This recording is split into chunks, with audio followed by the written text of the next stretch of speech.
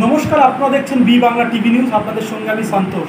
আমরা এই মুহূর্তে উপস্থিত হয়েছি ঠাকুরনগর ঠাকুরবাড়ি। আমাদের সাথে আছেন রাজ্যসভার এমপি মমতা বালা ঠাকুর। দিদি, আপনাকে স্বাগত বি বাংলা টিভি নিউজে।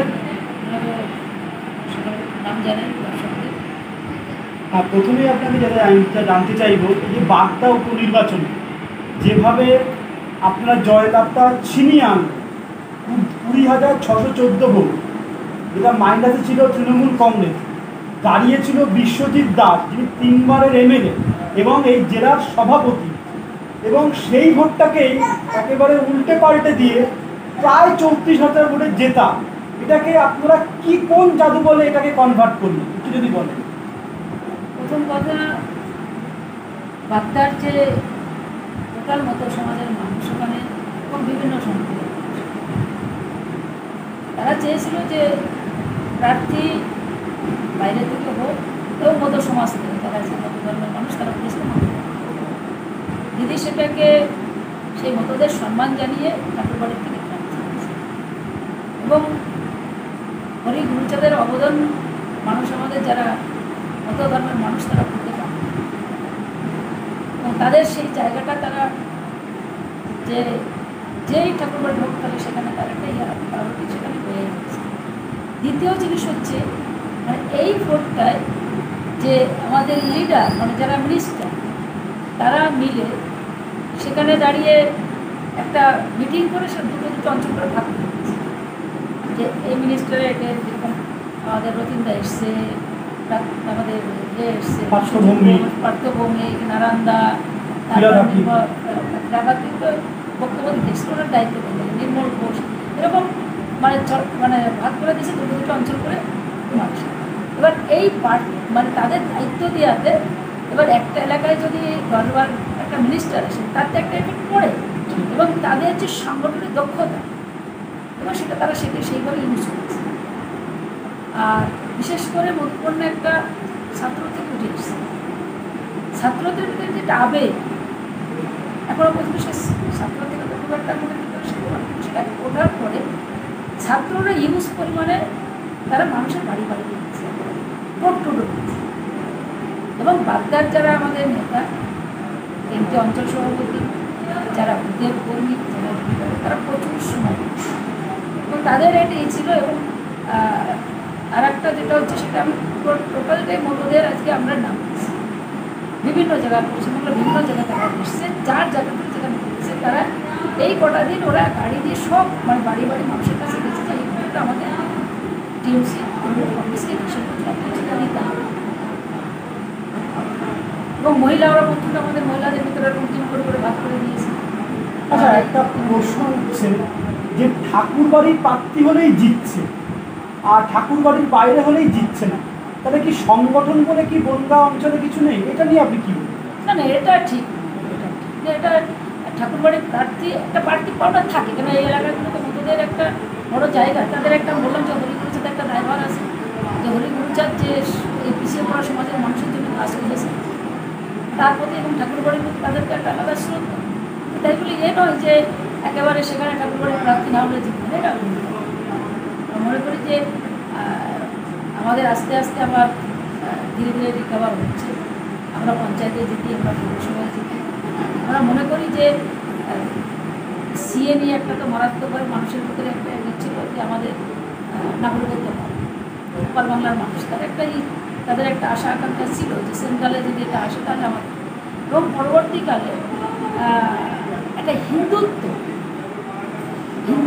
যেটা RSS এবং বিজেপি সেটাকে ব্রেন ওয়াশ যে যারা বাংলাদেশ থেকে এসছে, মানে মুসলমানের কান্ট্রি এসেছে, কিন্তু মুসলমানের তারা আগে মার খেতে এসছে এই দেশকে হিন্দু রাষ্ট্র।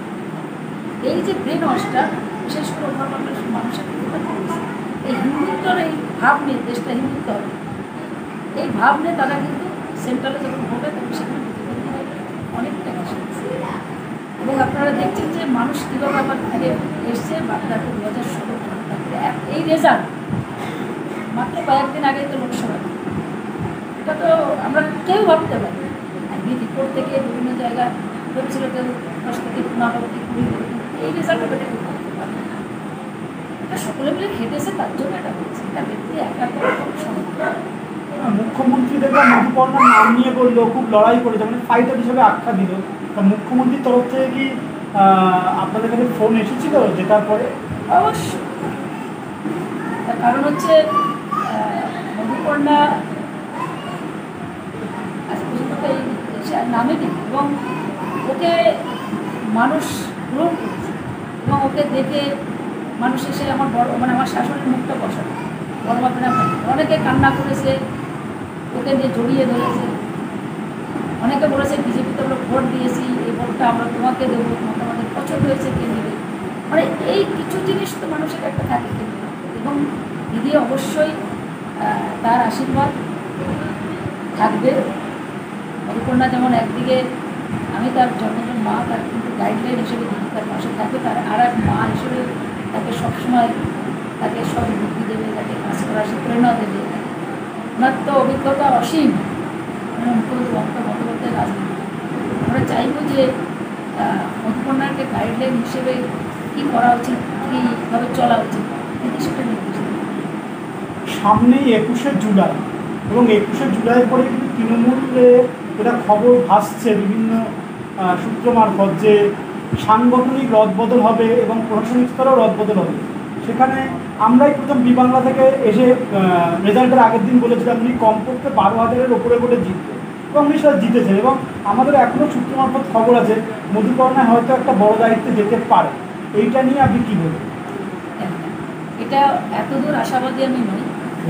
তার কারণ হচ্ছে এটা টোটালটাই আমাদের যে সুপ্রিম মমতা বন্দ্যোপাধ্যায় দিদি এবং অভিষেক বন্দ্যোপাধ্যায়, তারা সেটা কী করবে না করে সেটা অত আশাবাদী নয়।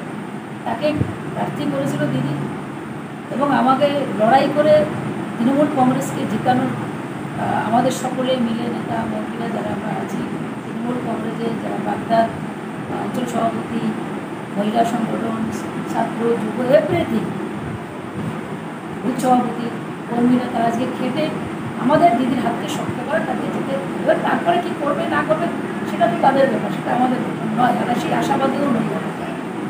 আর আপনি সিএ নিয়ে একটা কথা বললেন, সিএ তো সেন্ট্রাল গভর্নমেন্ট যেটা বলেছিল যে সিএ ওরা আইন পাস করে সেটা ইমপ্লিমেন্ট করে, এটা তো ইমপ্লিমেন্ট করে ওরা মানুষকে তো নাগরিকত্ব দেওয়াও শুরু করে দিয়েছে, সেটা নিয়ে কী বলবেন?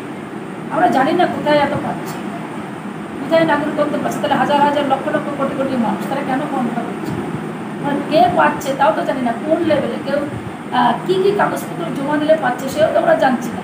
তো সেটা প্রকাশ্যে কেন আসছে না যে আপনি এই ডকুমেন্টসগুলো জমা দেন আপনি পাবেন।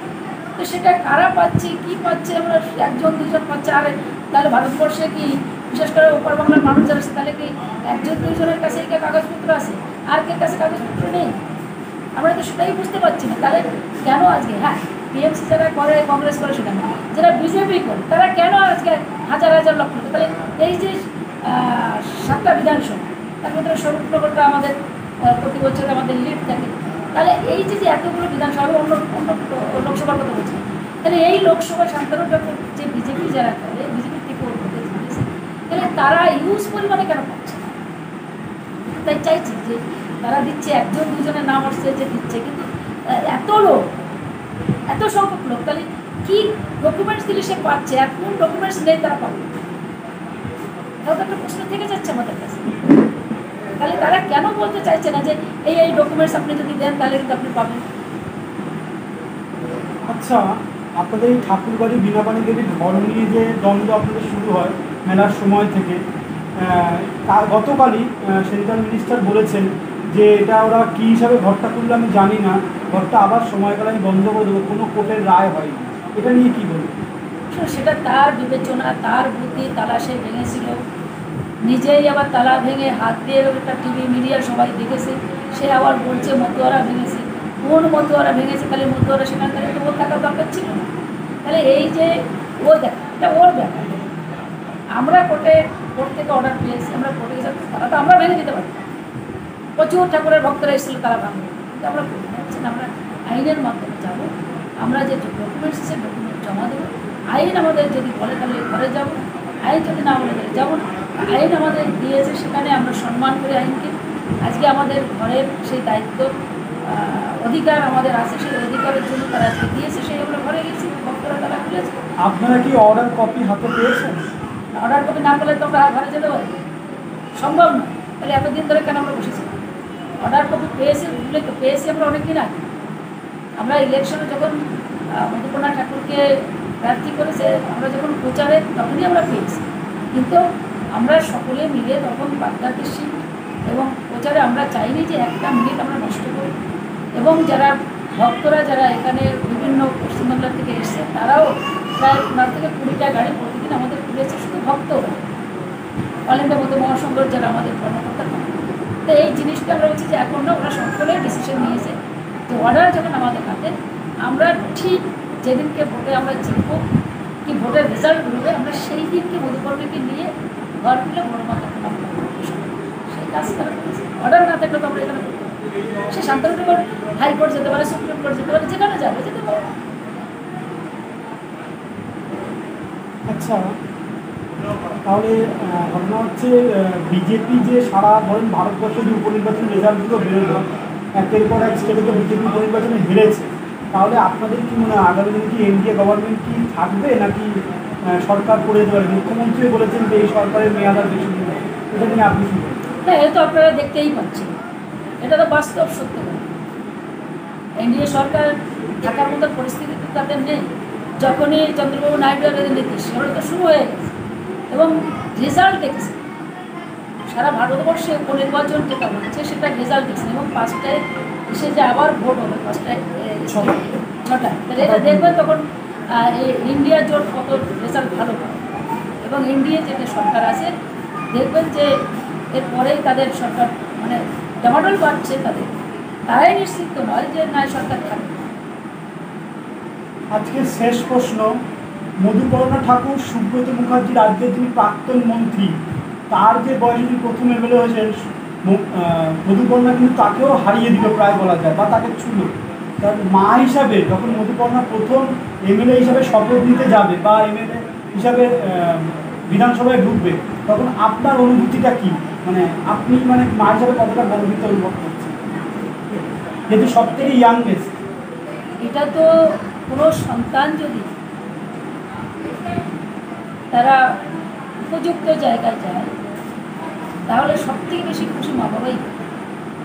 এবং মায়ের পাওনা হচ্ছে তার সন্তান, এবং তার সন্তানরা যদি আজকে মানুষের সেবা করার জন্য যদি উপযুক্ত জায়গায়, আমার মনে হয় মার থেকে বেশি খুশি আর করবে। আমি মনে করি যে এই খুশি আমার থেকেও বেশি খুশি হচ্ছে বাগদার জনগণ, সমগ্র তৃণমূল কংগ্রেস, যারা বাগদার মানুষ ভোট দিয়েছে, যারা ভোট দেয়নি, এই জয় তাদের। এবং তারা সব থেকে বেশি খুশি হয়েছে, এবং আমার মতো সমাজ। তার কারণ হচ্ছে 2016 সাল থেকে আমরা নির্বাচনে পরাজিত হওয়ার পর আমাদের যে এই যে জয়, এত মার্জিন, এটাই আমার সব থেকে তাদের আনন্দ থেকে আমার আনন্দ। 2011 পরে প্রায় 24 সালে আপনারা জিতলেন, 13 বছর পরে। বাগদাবাসীর উদ্দেশ্যে আপনি কিছু বলবেন? আমি বলবো বাগদার